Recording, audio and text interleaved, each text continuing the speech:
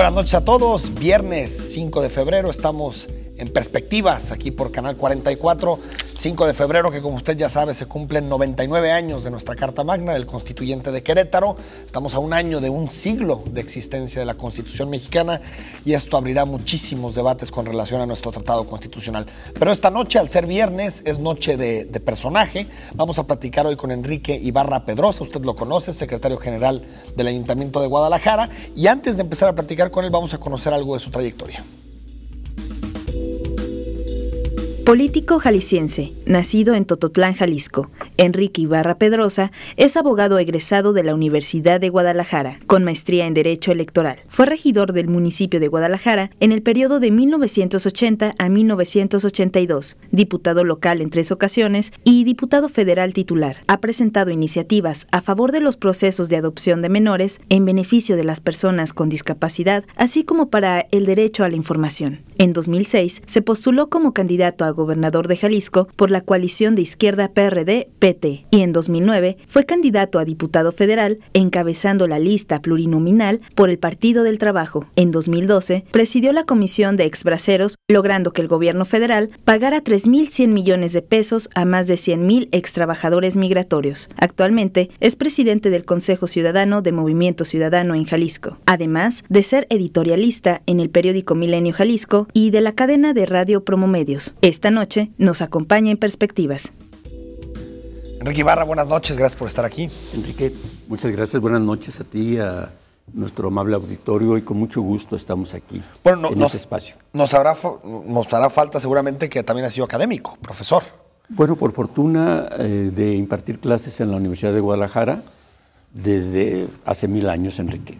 Desde 1974 inicié dando clases en la preparatoria número 3. Sí, hace 40 años, exactamente, porque en ese entonces podías ser alumno, claro, de un grado superior y ya impartir clases, y en mi caso me invitaron a dar una materia que entonces era clásica en la prepa, problemas sociopolíticos de México, una cosa así. Esto para hablar de todo, pues. Sí, de todo hablabas. Y impartí esa clase y desde entonces mantengo un espacio que además es muy gratificante y muy aleccionador con los jóvenes, el impartir clases en la UDG. En estudios políticos, ¿no? Sí, en políticos y una clase en Derecho también. ¿Y qué materia das? Poder legislativo, si no El más, poder más legislativo recuerdo. En México, prácticamente desde el nacimiento de esa escuela, a principios de los 90s, y en Derecho Constitucional. 4 meses en el Ayuntamiento, Enrique Ibarra, como secretario general.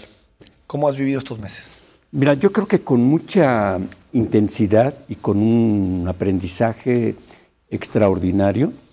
Yo creo que podría sintetizar en una pregunta que en alguna ocasión me hacía en diciembre Enrique Alfaro, de que usted estuvo de regidor hace tiempo. Sí. ¿Cuál es un comparativo en esa época y la actual? Dije, no, pues es muy sencillo, es una sociedad totalmente diferente, totalmente distinta, y la otra es una agenda mucho más amplia. Yo tuve la fortuna de participar con un buen alcalde, como fue Arnulfo Villaseñor Saavedra, sí, claro, que transformó en positivo la ciudad, simplemente por algunas menciones. La calzada Lázaro Cárdenas, la avenida Lázaro Cárdenas, que el gran mérito fue que la hizo Arnulfo sin préstamo, sin endeudamiento y sin un solo centavo ni del gobierno del Estado ni del gobierno federal. Mira. Hizo esa obra que la hizo técnicamente el papá de quien ahora preside el Tribunal Administrativo, Laurentino, un buen ingeniero. O otra obra, Enrique, muy importante, el Planetario, que lamentablemente después decayó, pero es... Tiene fama de que no era derrochador. Arnulfo era ejemplo... de austeridad republicana. De austeridad republicana en su vida personal, familiar. Y o sea, no solo con el dinero de todos. El dinero público. Ese es un gran mérito, ¿no? Cuidaba muy bien también el dinero de los demás, pero fue un presidente eficaz. Entonces, yo le decía a Alfaro, las agendas eran totalmente distintas. Hoy hay muchos temas que entonces ni remotamente se avisoraba, ¿no?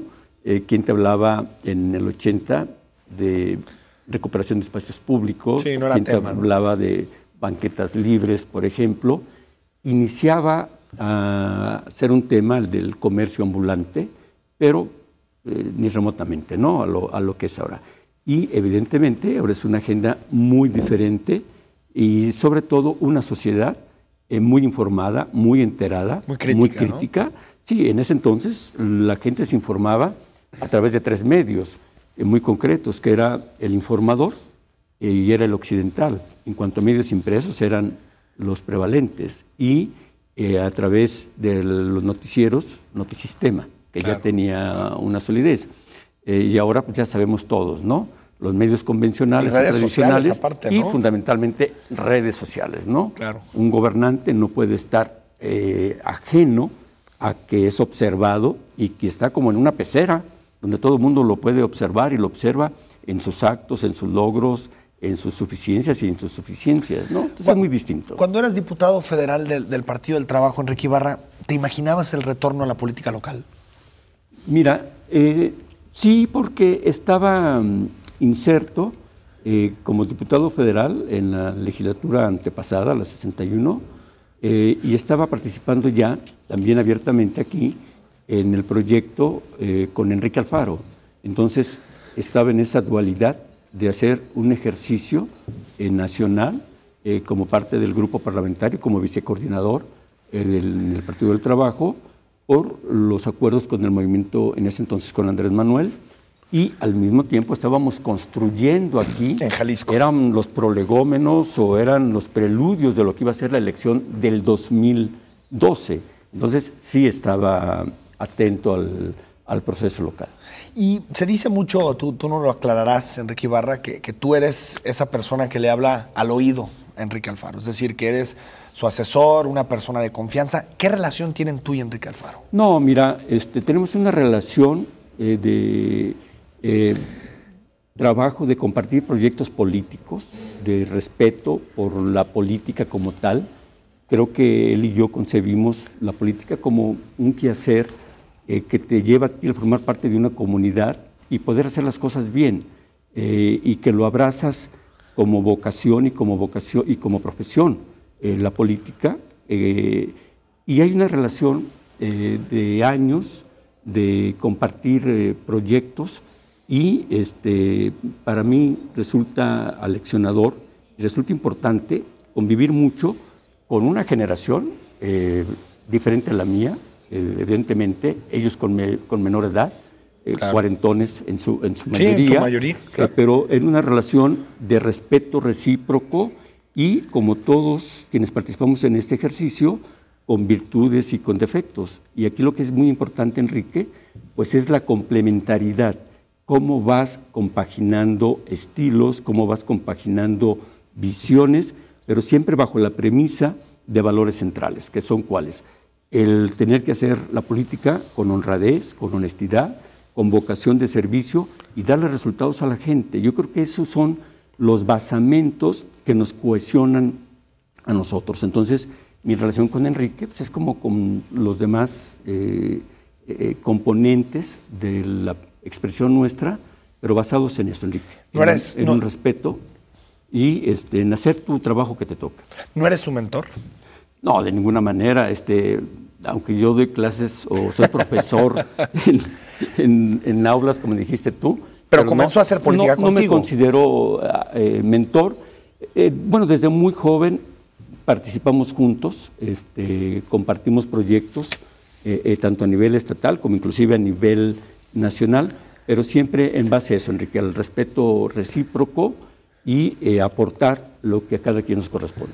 ¿Cómo te pidió que fuera secretario general? ¿Cuándo ocurrió? ¿Ocurrió después de la elección? ¿Ocurrió antes de la elección? ¿Cuándo platicaron que tú te incorporabas a esa parte del gabinete? Mira, lo que pasa es que son procesos que se van gestando con más tiempo.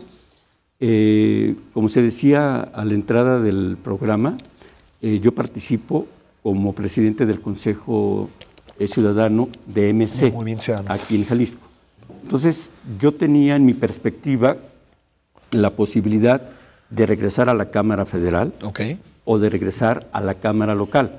como ya se dijo aquí, yo he estado en 7 ocasiones entre la Cámara Federal y la Cámara Federal. Eso es diputado de carrera, prácticamente. Sí, y a mí me encanta, me gusta la vida parlamentaria, me gusta la vida de las cámaras, me gusta el debate, me gusta el diálogo, me gusta la discusión con respeto, con tolerancia, el intercambio de puntos de vista, me fascina. Pero mi reflexión con él y con quienes compartimos el proyecto fue de que yo jugaría el rol que fuera conveniente para que lográramos el propósito. Eso se lo dijiste siempre. Sí, digamos. claro, okay. Eso lo venimos platicando en colegiado desde el 2013. No te aferraste a una silla, yo quiero esto. Ni remotamente. Inclusive a mí, la Ciudad de México, mi esposa es irónica conmigo de que me encanta el Distrito Federal y es cierto también, o sea, no me desagrada. Exacto. Pero yo siempre antepuse con Enrique y con quienes procesamos estos temas desde el 2013, que yo jugaría el rol que fuera pertinente. Entonces yo me centré mucho, junto con Hugo Luna, que dirigió muy bien MC, en etapa de construcción, después de la elección del 12, en darnos una organización regional y municipal, que no tenía aquí movimiento ciudadano, y en posicionarlo, y en ir construyendo, como se hace en organizaciones y en movimientos serios, las perspectivas de candidaturas. Entonces yo me centré mucho con Hugo Luna, te insisto, hizo muy buen trabajo como dirigente, todo el 2013, el 2014, y ya en el 2015 compartimos de que formara parte yo de la planilla con Enrique, como compañero de fórmula de él. Nuestro diseño jurídico te habla de propietario y suplente en las planillas, y que ingresaría yo o coadyuvaría en la Secretaría General del Ayuntamiento. Muy anticipado para preguntarte si puedes ser su suplente en caso de que vaya por la gubernatura. Mira, ahorita ni remotamente pensamos en eso, ni estamos distraídos en esa cuestión. Ahorita estamos centrados en responderle a la gente y en responder a las expectativas que generó Enrique y Movimiento Ciudadano aquí en Guadalajara y en otros municipios del estado. Vamos a ir a un corte. En perspectiva, estamos platicando esta noche con Enrique Ibarra Pedrosa. Le vamos a preguntar de muchísimas cosas, cuáles son los momentos más complicados por los que ha pasado en el Ayuntamiento de Guadalajara en estos meses, y también vamos a platicar de su vida personal y de su trayectoria. Quédese con nosotros.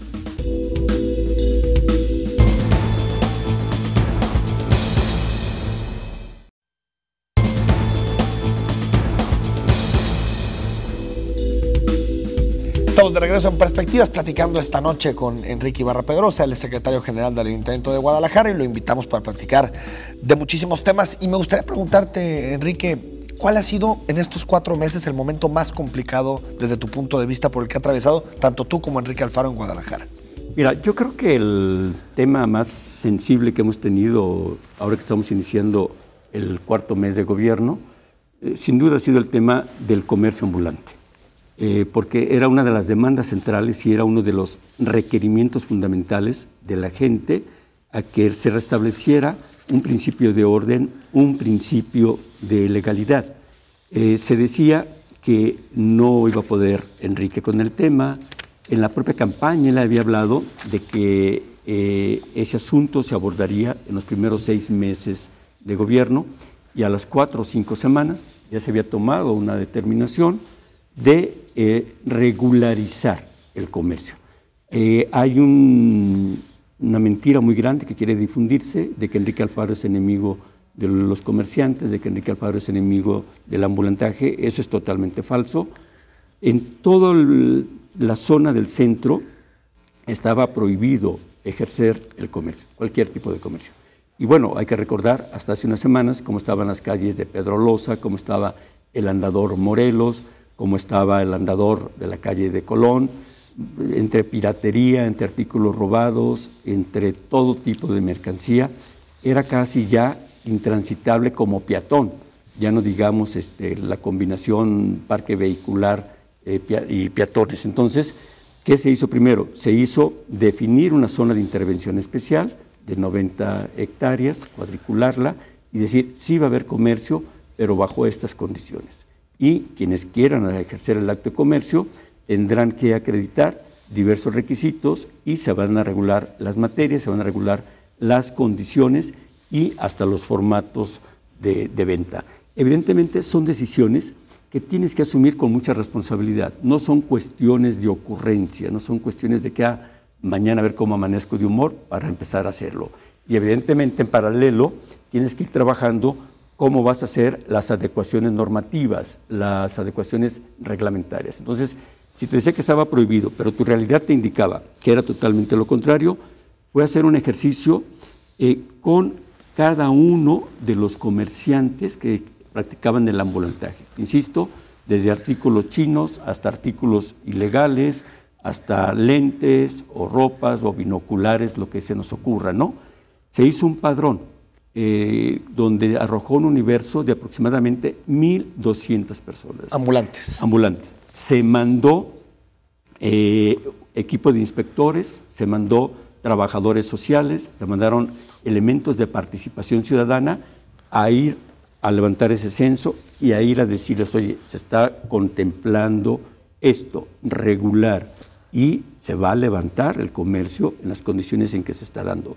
Pero te vamos a dar alternativas, te vamos a dar opciones. Si quieres seguir ejerciendo el comercio, lo podrás hacer, pero bajo estas normas. Entonces, en paralelo, en forma interdisciplinaria, en forma transversal, diversas de las áreas, sobre todo desarrollo económico y combate a la desigualdad, y la jefatura de gabinete y la Comisión Edilicia de Reglamentos fueron los más abocados a ver el tema.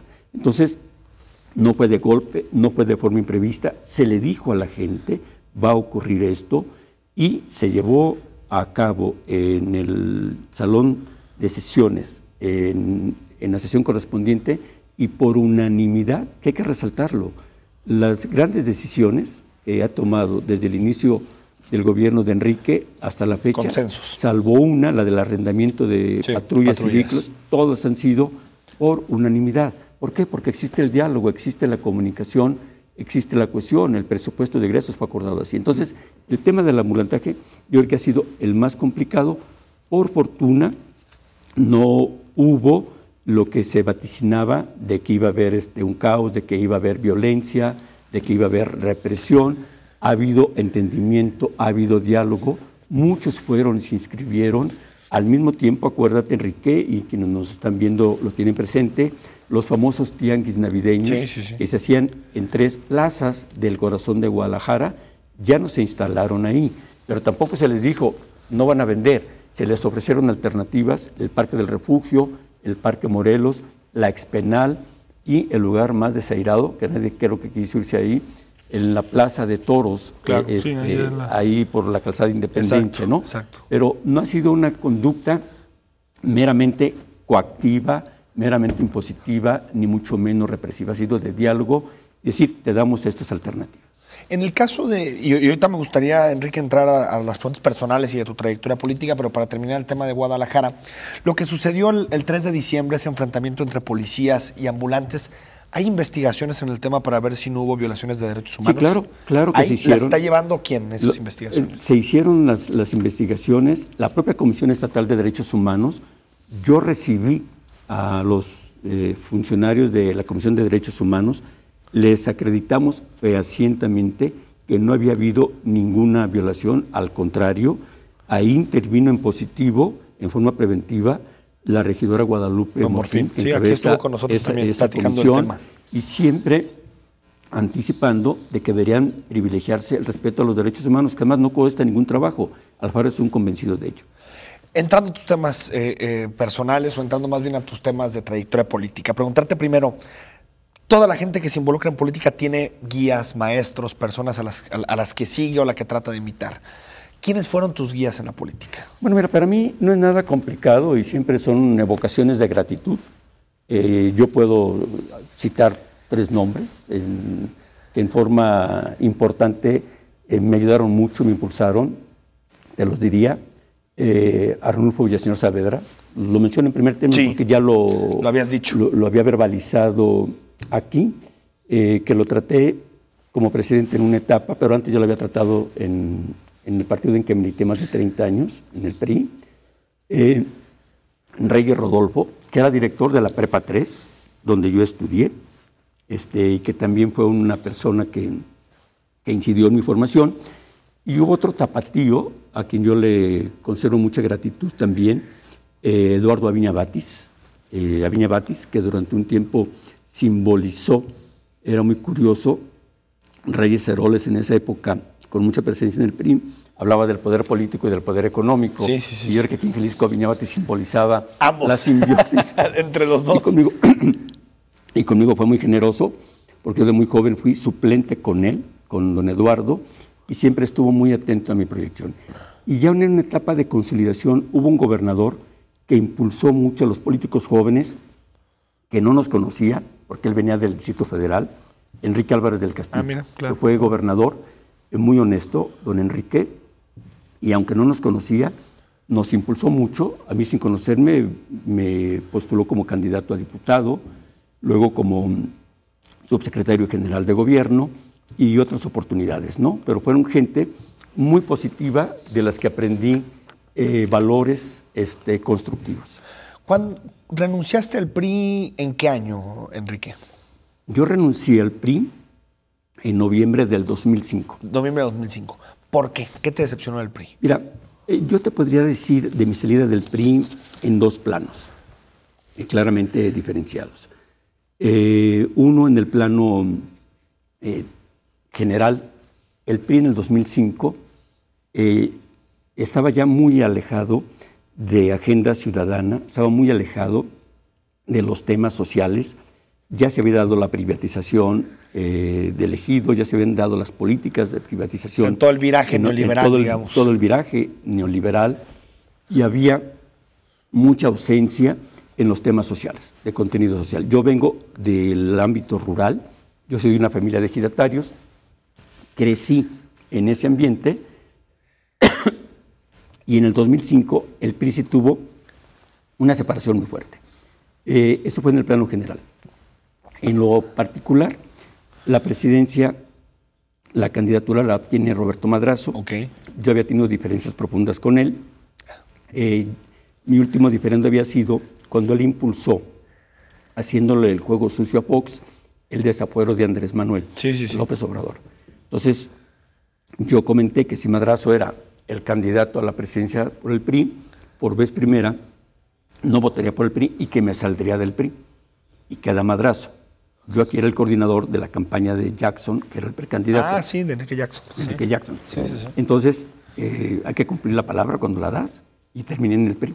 Entonces, digamos, para entenderte, Enrique, tienes una razón ideológica, es decir, el viraje del PRI hacia temas no sociales o hacia temas neoliberales, y el tema de tu relación pues, no positiva con Madrazo, ¿no? Esas fueron tus dos razones. De diferencia. ¿Y por qué irte con Andrés Manuel López Obrador, ser el candidato del PRD en su momento a la gubernatura? ¿Qué te llevó a esos rumbos? No, mira, yo tuve invitaciones de Acción Nacional para participar en Acción Nacional. Pues no te veo mucho ahí, pero bueno. no las acepté. Ideológicamente. No, ideológicamente no. Desde mi misma formación, desde mi mismo origen. No las acepté, amablemente las decliné. Con Andrés Manuel yo había tenido profundas diferencias, porque a mí me tocó defender los gastos de campaña de Zedillo en la elección presidencial de 94. Okay. Y como representante del PRI en el IFE en ese entonces y representante ante el Tribunal Federal Electoral, yo defendí los gastos del candidato presidencial. Inclusive en uno de los primeros libros que hace Andrés Manuel, que ya ves que es bueno para editar y para publicar, y son muy leídos sus libros además, ahí me da una repasada, ¿no? Por haber defendido los gastos de campaña. Y cuando yo públicamente cuestioné que el PRI impulsara el desafuero de Andrés Manuel, a quien yo ya conocía, me volvió a buscar, me buscó, tuvimos acercamientos a través de quien era su representante aquí, de Pepe Samarripa, y por eso yo derivé en la candidatura con Andrés Manuel al gobierno del Estado, porque en ese momento, yo recién salido del PRI, cuando Andrés me invita a ser candidato a gobernador, mi argumentación fue de que no era yo un candidato propicio. ¿Por qué? Porque meses antes yo coordinaba la campaña interna del PRI con Arturo Zamora, semanas antes. Entonces, ese era mi argumento. Pero Andrés estaba en la búsqueda de candidato, y lo voy a decir públicamente porque lo he comentado en otros espacios, yo le sugerí o le propuse dos opciones. Macedonio Tamés, que acababa de ser presidente de Zapopan. Como candidato del PRD. Que había perdido la interna con Emilio. Con Emilio, sí. En no buenas lides, a decir Exacto. de Macedonio. Macedonio pidió un plazo de 15 días para aceptar, cuando yo platicó con él, y muy cumplido como es Macedonio, muy formal, a los 15 días me dijo, oye, dale las gracias a Andrés, dile que mejor no, simpatizo con muchas de sus causas, y declinó. Fernando Garza sí aceptaba la candidatura, que era la otra opción. Y que fue en 2012 del PRD. Sí, que después volvió a ser que después sí fue en el 2012, pero no hubo acuerdo en las condiciones que Fernando solicitaba. Entonces, terminé siendo yo el candidato al gobierno del Estado con Andrés, que Andrés pues, es una gente vigente todavía, con una fuerza social incuestionable, ¿no? Se podrá estar o no de acuerdo con Andrés Manuel, con lo que promueve, pero es un agente con una base social incuestionable. ¿Y sigues teniendo relación con él, con Andrés Manuel? Tenemos una relación cordial con Andrés. Cuando yo concluí como representante de lo que hoy es Morena, lo platicamos como lo estamos haciendo tú y yo, en la cordialidad, y hay un respeto recíproco con Andrés. Vamos a un corte en perspectiva, seguimos platicando con Enrique Ibarra.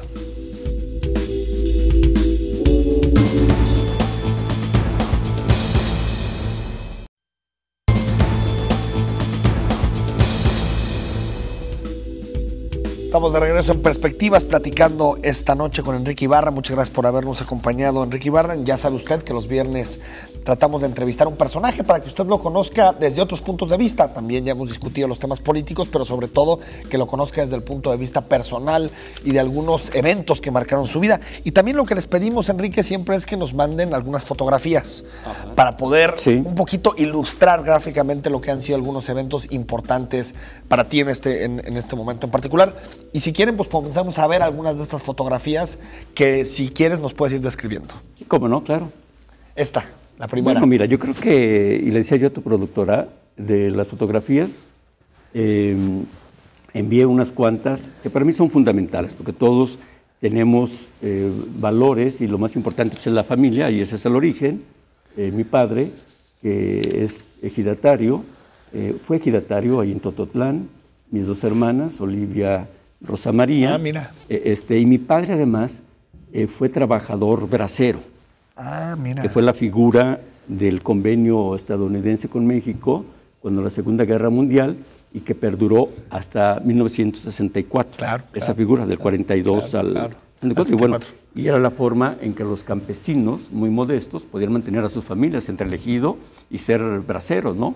En los campos de California y de Texas principalmente. ¿Qué edad tendrás en esta foto?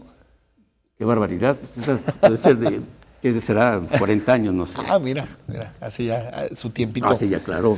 La siguiente foto. Mis hermanas no les va a gustar que diga la edad, creo que no la van a... No es de muy buena educación. Sí, ya esas van a ser las de la protesta. No, mira, ese es el título agrario, que está poco legible, por el cual el gobierno de la República les concede la parcela ejidal.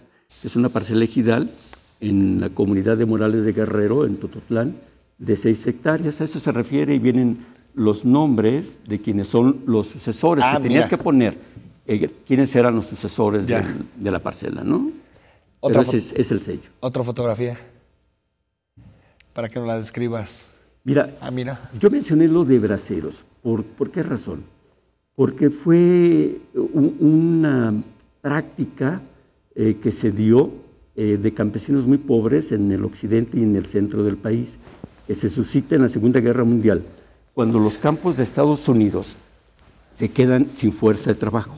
Entonces convenian y dicen al gobierno de México, mándanos trabajadores jóvenes de preferencia, y los ex braceros, eso fue lo que perduró del 42 al 64, y el 10% de lo que ganaban los braceros lo guardaba el gobierno norteamericano para dárselos, para regresárselos en fondo, para cuando dejaran de tener esa condición de braceros. El gobierno norteamericano sí cumplió y sí regresó el 10% de los braceros, que fueron millones, porque fueron 22 años, 24 años, pero se extravió el dinero. Ah, mira. Porque el dinero se envió a través de los bancos, de lo que era Ban Rural, del Banco de Crédito Ejidal, y se perdió el dinero. Fue el famoso movimiento de los exbraceros. Y ve nada más la ignominiosa forma en que eran tratados. Esas eran seguramente los pasos por Caléxico, porque a los jóvenes de 20 años, de 20 y tantos años, se los llevaban de los municipios rurales, los asentaban en Empalme, cerca de la frontera, y conforme los granjeros norteamericanos, sobre todo de Texas y de California. Es degradante. Ve eso. Entonces, eso ya deben ser en Caléxico, en entrada por Caléxico o por San Isidro. Entonces, les hacían ese tipo de vejaciones. Sí, imagínate. Me recordó los amotinamientos también de la Segunda Guerra Mundial, por ejemplo. ¿No? Así es, por eso fue el movimiento exbracero, que después tuvo fuerza ya en la época de Fox, porque fueron muchos de ellos ya envejecidos, de 80 años, y también algunos de los hijos, ¿no? Claro. Y por eso también, ¿por qué sigue tan vivo el movimiento, no? Ahí que sigue estando en el debate público. Claro, ¿no? Así es. La siguiente foto, por favor. Bueno, ya es cuando ya formas tu familia.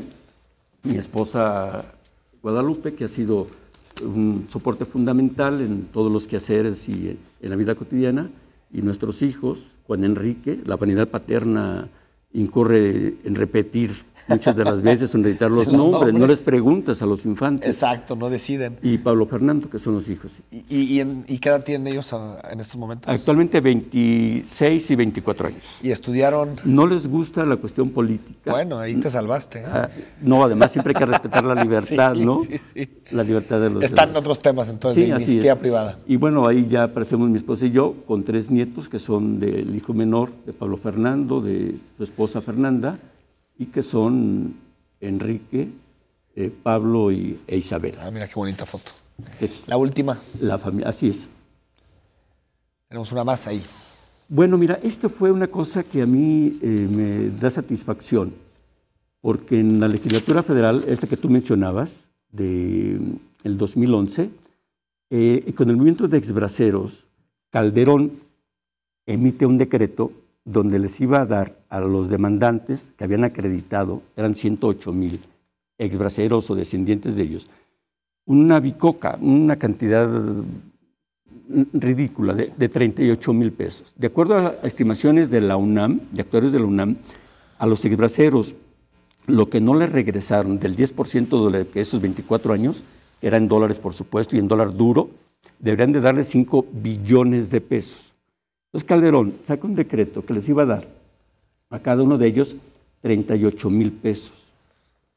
Una miseria. Pero aparte de eso, se los iba a pagar con abonos anuales en 10 años. El primer pago en el 2010 y el último... 38,000 pesos en 10 años. Y el último en 2019. Entonces, evidentemente, que se te mueran, evidentemente muchos de los diputados, en mi caso yo hijo de exbracero, pues, tenías y tengo siempre un compromiso social con esa figura, y nos organizamos y creamos una comisión de apoyo a exbraceros. Yo la presidí, esa comisión. En la Cámara de Diputados. En la Cámara Federal de Diputados. Y logramos que Calderón les pagara los 38,000 pesos en una sola exhibición. Entonces logramos en el 2011 una partida, ahí está al principio, de 3,816 millones de pesos. Porque era absurdo, imagínate, la gente ya muriéndose. Y les ibas a pagar cada diciembre, según el decreto de Calderón, 4,000 pesos. El último pago va a ser en el 2019. Entonces, evidentemente. Entonces, este tema, por lo que veo, Enrique, ha marcado buena parte de tu vida. Sí, claro. ¿Por qué? Porque este contexto. Desde la casa. Este contexto, mira, tu padre de bracero, mucho tiempo en Estados Unidos. Nosotros con la parcela ejidal. ¿Cuándo me empezó a mí a gustar la cuestión política? Porque las asambleas de ejidatarios, la CNC, que tenía muchas cosas de positivo, deliberaban mucho. Tenían una asamblea mensual y votaban, pero antes discutían. Entonces yo creo que mi madre se aterraba, pues eran casi puros varones, y te llevaba de niño a la casa ejidal. Entonces te tocaban los alegatos de quiénes eran los candidatos a la presidencia del ejido o a la tesorería. También por eso te gusta el Congreso. A lo mejor la deliberación. De niño, ¿no? Por la deliberación. Entonces sí te marca, por supuesto, ¿no? Porque tu organización, yo nací en los 50, en el medio rural, y concretamente en el medio ejidal, porque Tototlán, contra lo que se cree que es alteño, está más imbuido de la organización agraria y más hacia la zona de la Ciénega de Chapala. Entonces, desde niño acudías a asambleas y presenciabas alegatos, ya presenciabas debates, ¿no? Entonces tu semilla política es ahí. Y ahí se te da, claro, por supuesto. Y hablando de otra parte de tu trayectoria, Enrique Ibarra, está el asunto de tu paso por los temas electorales, particularmente por el IFE. ¿Qué te dejó ese paso por el IFE? Y que me des tu opinión sobre el estado actual de los organismos ciudadanizados. Mira, a mí me tocó mucho el paso electoral y durante un buen tiempo fue un tema en el que estuve muy involucrado en la participación. ¿Qué me dejó a mí esa etapa? Me dejó a mí que el debate más prolongado en nuestra historia en este país es la disputa electoral. Por las reglas electorales. Política electoral. Si tú lees, y tú eres un espléndido lector y analista, Enrique, el libro de Lucas Alamán, Las Revoluciones de México. Alamán te describe la primera elección que hubo todavía siendo la Nueva España. Sí, sí, sí. Que fue en octubre de 1812. Es la primera, gracias a la Constitución de Cádiz. De Cádiz. Porque antes las alcaldías, cuando Felipe II ya va a la quiebra de la corona española por construir el Escorial, exacto, tienen que poner a la venta presidencias municipales, regidurías, ayuntamientos, tesorería claro. Y jefe de policía. ¿A qué crees que llegaban los que compraban la presidencia? Pues sí, a robar. Lamentablemente todavía se siguen vendiendo candidaturas y presidencias. Sí, bueno, de otra manera. Claro. Lees la historia de Lucas Alamán y te habla de las elecciones entre los europeos y el Partido de los Americanos. Y te dice, la elección fue un desorden, fue un caos. A la vuelta donde estaban las urnas que había puesto la parroquia, porque las elecciones las organizaban las parroquias. Mira. Y era la base de la división.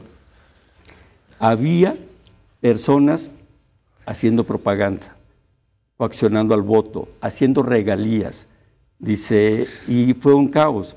Dice, cuando se cierran las casillas, había más boletas que los ciudadanos inscritos para votar, y muchos nombres el germen se de nuestros repetían problemas actuales. En la iglesia de San Hipólito, ya hablo de la Ciudad de México, en la iglesia catedral, dice, entonces los que perdieron salen a protestar, el virrey los amenaza de que los va a castigar. Y si sigues toda la secuencia, siempre ha sido un tema de debate que lamentablemente nunca ha habido consenso en las reglas del juego.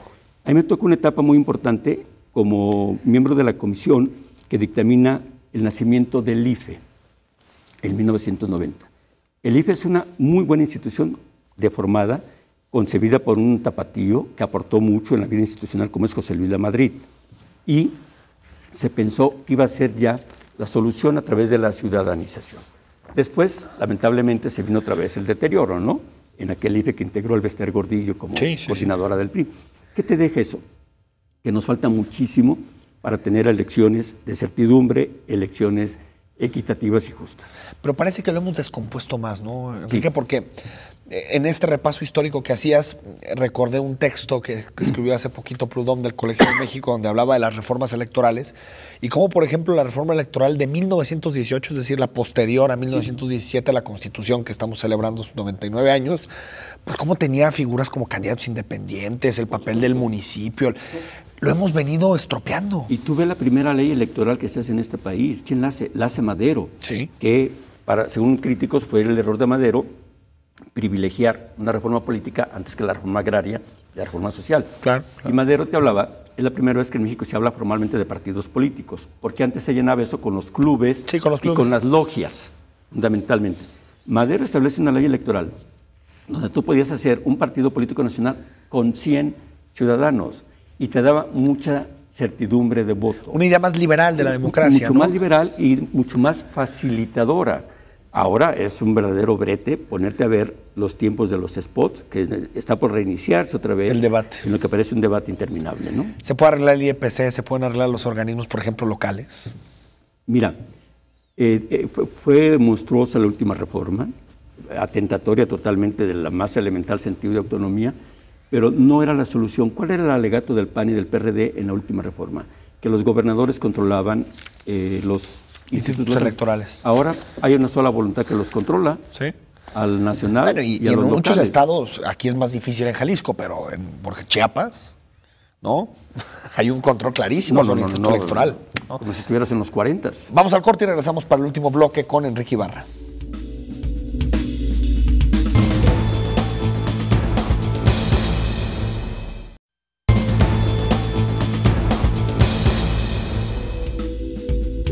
Estamos de regreso en Perspectivas, gracias por seguir con nosotros. Enrique Ibarra, ¿Cómo te defines ideológicamente? Como una gente progresista, una gente que respeta a los demás, que respeta las libertades, que practica plenamente la tolerancia, el absoluto respeto a las formas de pensar, de actuar, de género. Una gente progresista. ¿Esto de izquierda y derecha no te dice mucho? No, a mí no me dice mucho. Yo lo que creo es que tenemos que pugnar por ir zanjando las profundas desigualdades sociales, Enrique. O sea, creo que es el problema central de México. ¿Tienes algún libro de cabecera? Mira, yo creo que el libro yo el primer libro que leí fue La Ilíada en Tototlán. Mis padres eran extraordinarios, nunca fueron a un salón, nunca fueron a un aula, pero siempre nos inculcaron en la escuela y que leyéramos. La importancia, sí, claro. Pero para mí el libro que me marcó en este quehacer, sin lugar a dudas, es el de Max Weber, El político y el científico. Ah, órale. Que es la conferencia que él da en Múnich en 1923 y que te habla de la política como vocación. Y aquí lo tenemos en pantalla, sí, para la gente que mira, ahí está. El político y el científico. El de Max Weber, que es un clásico. Donde te define no solamente la concepción aristotélica, ¿no? De que todos son políticos porque viven en sociedad. Exacto. Sino te habla del político ocasional, del político semiprofesional y del político profesional, ¿no? Y cuáles son los componentes que debe tener quien se quiera dedicar a este quehacer. Entonces eres un weberiano. Sí. El racionalismo. Por fortuna, sí. Personajes de la historia con los que te identificas. Fíjate que si habláramos de la historia universal, a mí, por ejemplo, Lincoln me parece un estadista extraordinario. Yo creo que su discurso de Gettysburg, que también es formidable por su brevedad, son 63 palabras, una cosa tremendo. Así. Del siglo XX me llama mucho la atención Churchill como estadista. Churchill, claro.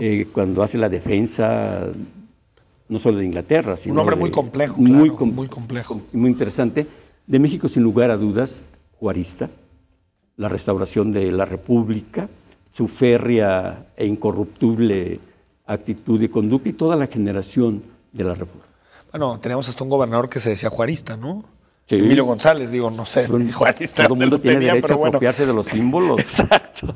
¿Qué película ha causado un cambio en tu perspectiva de vida? ¿Hay alguna que tengas? La de Buñuel, yo creo, lo de los olvidados, que te describen todos los dramas sociales de ciudades. Yo creo que esa es una película que marca. Que también como director lo tienes como uno de tus favoritos, ¿no?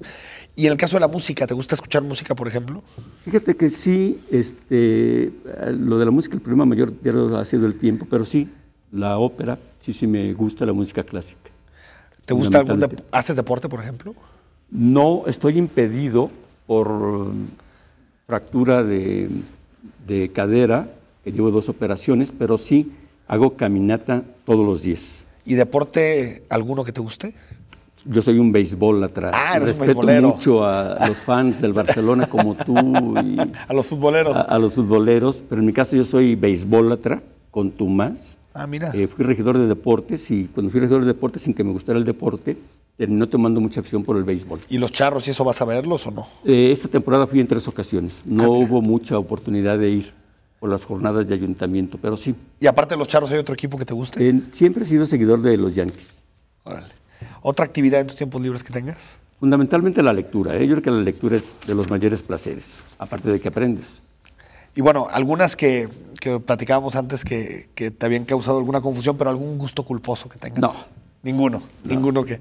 ¿Te consideras apasionado o obsesionado de algo? No. ¿Tampoco? Yo creo que nada más de mi quehacer cotidiano de la política. Y bueno, hablando del quehacer cotidiano de la política, Enrique Ibarra, pues... Ahora sí que parece que falta mucho tiempo, pero de aquí a 2018 las cosas vuelan. ¿Estás pensando en posicionarte en algún lugar políticamente, alguna candidatura? No, yo lo he dicho abiertamente y públicamente lo refrendo. Yo creo que el hombre tiene que ser, como lo describió Ortega y Gasset, él y su entorno, sus circunstancias. Aquí tienes que poner el componente de la edad también. Yo siempre he procurado trabajar con jóvenes y jamás... Algún día, cuando fui coordinador de los diputados, que tenía una generación de jóvenes diputados, les dije, conmigo no tengan pendiente, nunca vamos a tener ningún conflicto de disputa. De esa índole. No, de ninguna manera, no. No, yo no tengo ninguna ruta de candidatura, Enrique, lo he sido ya un buen número de veces.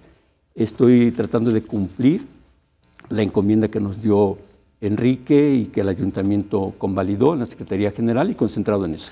Nadie tiene duda de que Enrique Alfaro estará en la boleta en 2018. ¿Tú crees que puede ganar para ser gobernador? Yo creo que Enrique tiene todas las condiciones, está haciendo muy buen gobierno, con saldo positivo.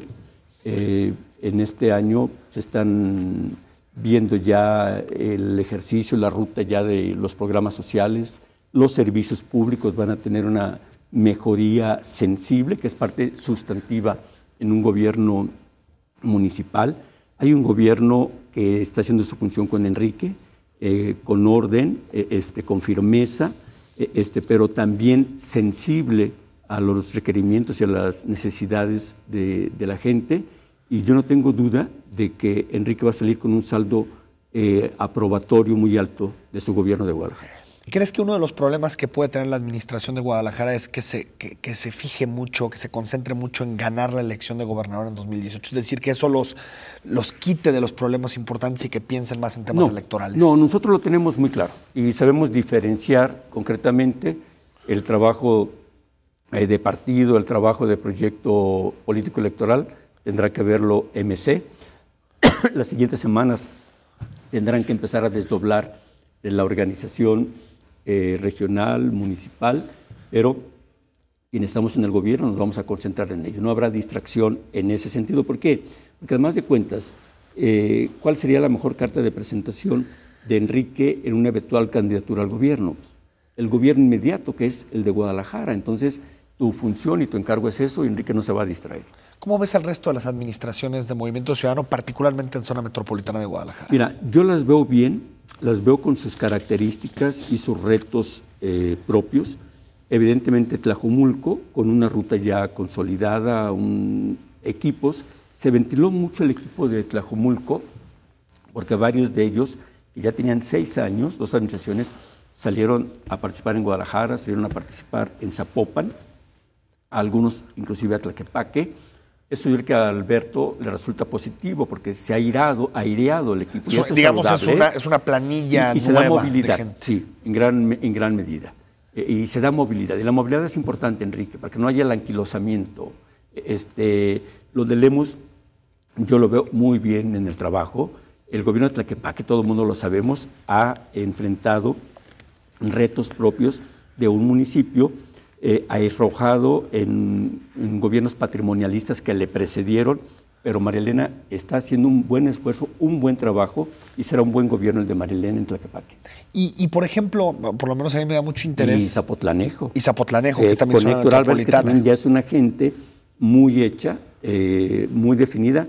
Héctor, y lo vamos a ver en las estadísticas, Héctor trae de su presupuesto aproximadamente el 40% en obra pública, que es altísimo, porque muchos de los municipios, y eso es un dato duro, Enrique, claro, ahorita están todavía construyéndose, pero Héctor trae poco más del 40% de su presupuesto ya en obra pública, porque normalmente las administraciones andan en el 70-80% en puro gasto corriente.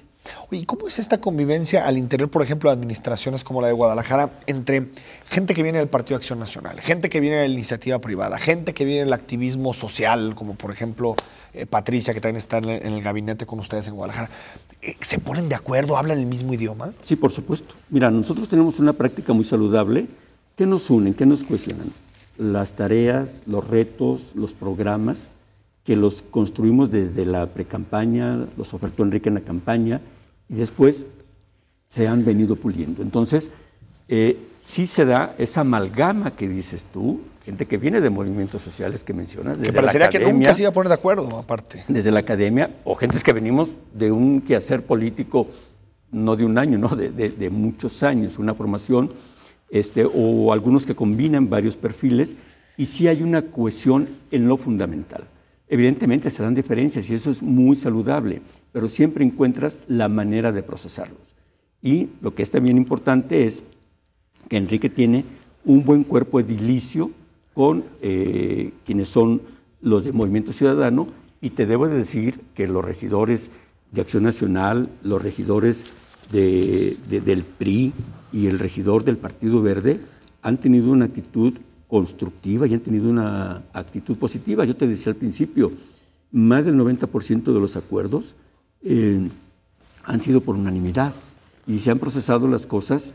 Por ejemplo, cuando se integraron quienes compondrían todas las planillas, por vez primera en muchas administraciones, no hubo ni siquiera un receso para recomponer aspiraciones o cuando se vio el presupuesto de egresos. O sea, las cosas de fondo se han manejado por consenso. Es decir, la campaña no lastimó la relación de tal manera que será irreconducible. Las campañas siempre te dejan lastimado, pero después viene el tiempo en cómo va resarciendo. Pero entonces sí hubo, digamos, ese proceso de cicatrización sí, de la relación. Por supuesto. Acuérdate, la campaña no fue nada tersa. Sí, la fue una campaña polarizada. Fue muy polarizada, muy pesada, pero hubo después un intervalo.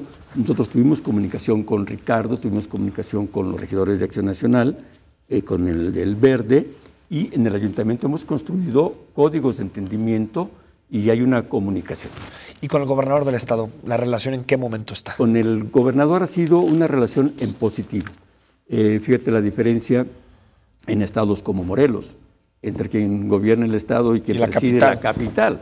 Aquí ni remotamente, ¿no? Y han sido temas nada sencillos, el tema de mando único, el tema policiaco, los temas de desarrollo urbano, pero ha habido una buena actitud del gobernador y del alcalde de Guadalajara.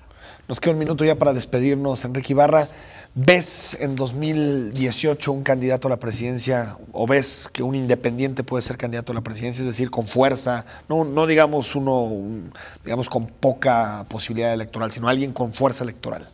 Yo no lo descarto para nada. Me parece, Enrique, un tanto prematuro todavía. Nos falta 2 años que van a ser muy intensos, pero seguramente sí habrá 1 o 2 fuertes candidatos independientes. Enrique Ibarra, muchas gracias. Al contrario, Enrique, y a todos los que nos han visto. Muy buenas noches y que usted pase un excelente fin de semana y nos escuchamos aquí, nos vemos y nos escuchamos el próximo lunes. Gracias.